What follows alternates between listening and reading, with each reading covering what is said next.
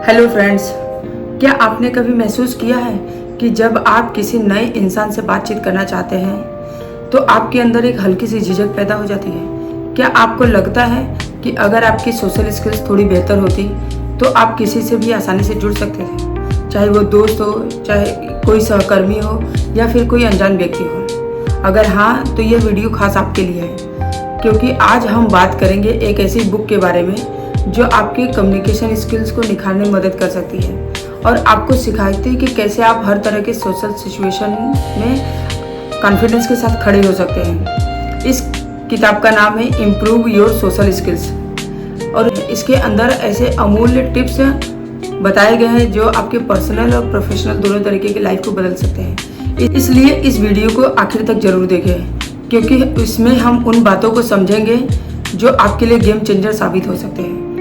आज की दुनिया में सिर्फ डिग्री या टेक्निकल ज्ञान ही सफलता की गारंटी नहीं है, या टेक्निकल ज्ञान ही सफलता की गारंटी नहीं है। आपके पास चाहे कितनी भी अच्छी पढ़ाई हो, अगर आपके पास मजबूत सोशल स्किल्स नहीं है तो आप सही मौका उठाने से चूक सकते हैं। सोशल स्किल्स का मतलब सिर्फ बातचीत करना नहीं है, बल्कि यह एक ऐसी कला है जो आपको सिखाती है कि कैसे इफेक्टिव तरीके से बातें करनी है। किसी दोस्त से पहली बार मिल रहे हो, सोशल स्किल्स जरूरी क्यों है? क्योंकि ये आपकी ज़िंदगी के 4 बड़े हिस्सों को सीधा प्रभावित करती है। सबसे पहले कम्युनिकेशन।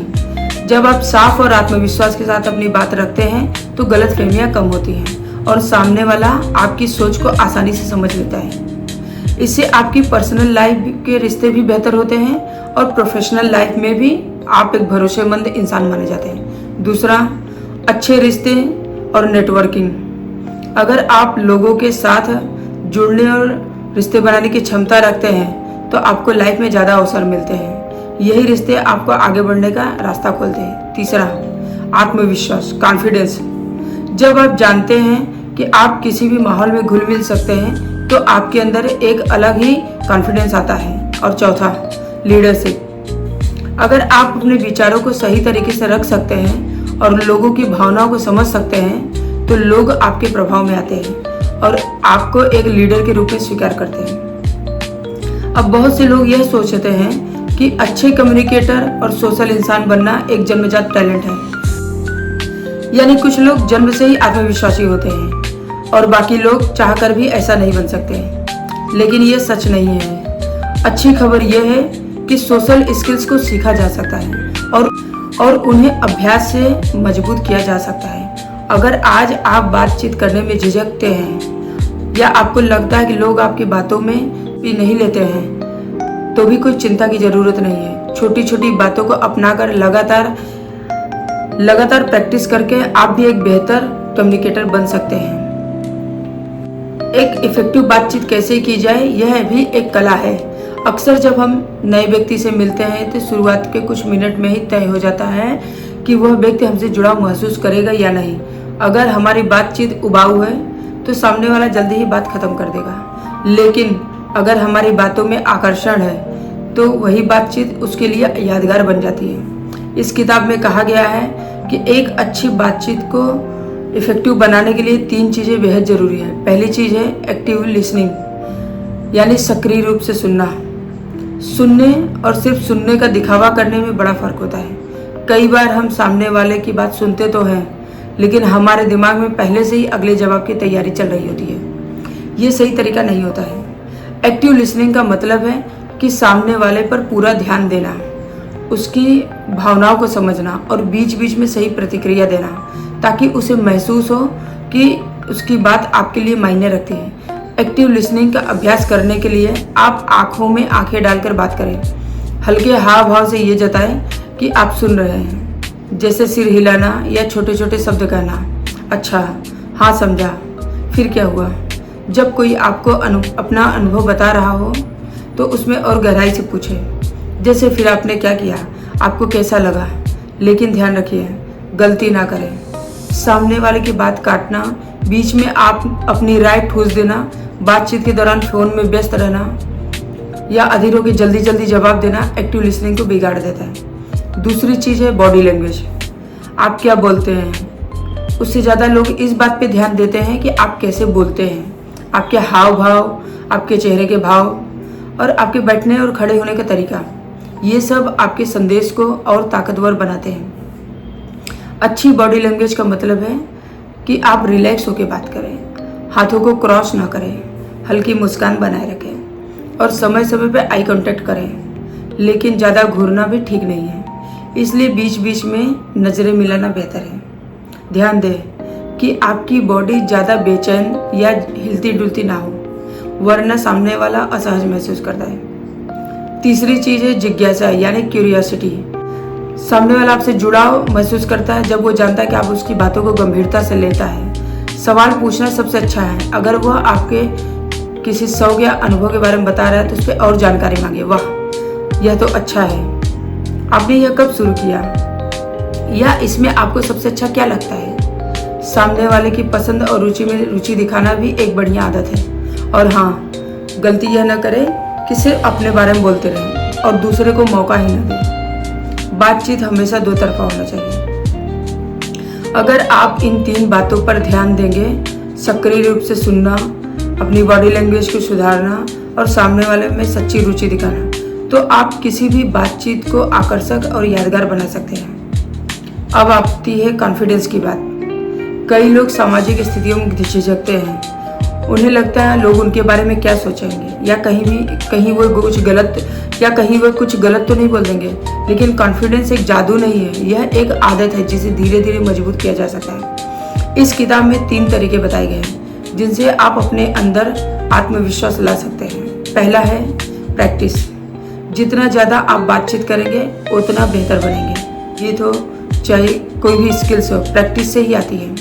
हर दिन किसी नए व्यक्ति से बात करें, किसी से भी बात करें, जरूरी नहीं कि वो नया परिचित व्यक्ति हो, आपका परिचित व्यक्ति हो, या ऑफिस के लोगों से छोटी छोटी बातें करके शुरुआत कर सकते हैं। आप खुद को छोटे छोटे चैलेंज दें, जैसे किसी या काउंटर पर ऑर्डर देते समय मुस्कुराकर बात करना, यहाँ तक कि आईने के सामने खड़े होकर खुद से बात करना आपकी आवाज़ और हाव भाव को सुधार सकता है। शुरुआत में अजीब जरूर लगेगा, लेकिन धीरे धीरे यही प्रैक्टिस आपका आत्मविश्वास बढ़ा देगा।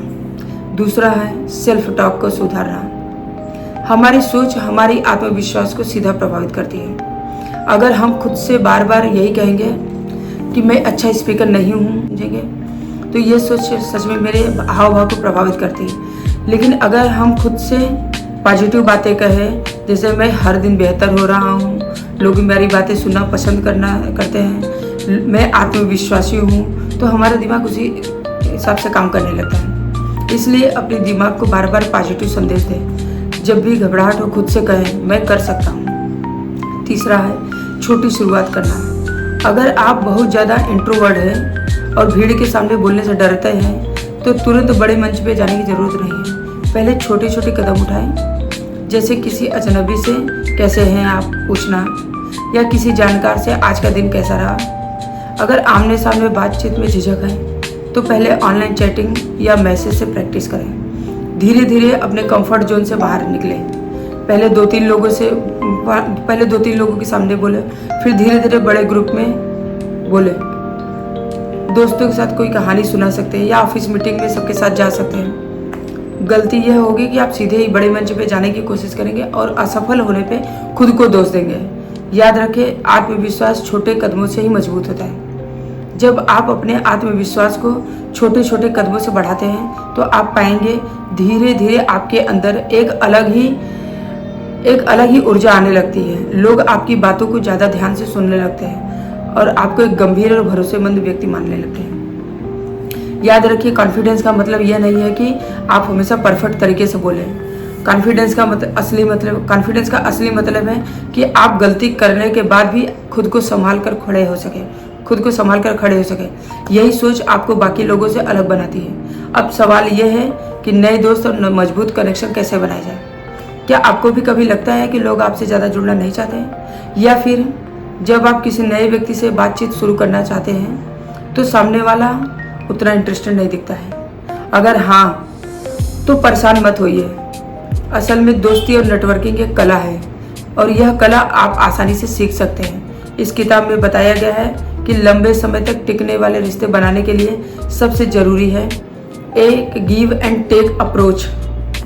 यानी अगर आप चाहते हैं कि लोग आपके साथ जुड़े रहें तो आपको भी उन्हें कुछ देना होगा, चाहे वो समय हो, मदद हो, सलाह हो या सिर्फ एक ईमानदार सुनने वाला कान।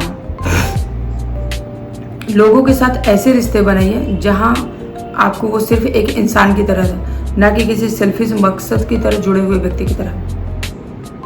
जब आप किसी की बिना स्वार्थ मदद करते तो उस रिश्ते की नींव मजबूत होती है और यही रिश्ते लंबे समय तक आपका साथ देते हैं।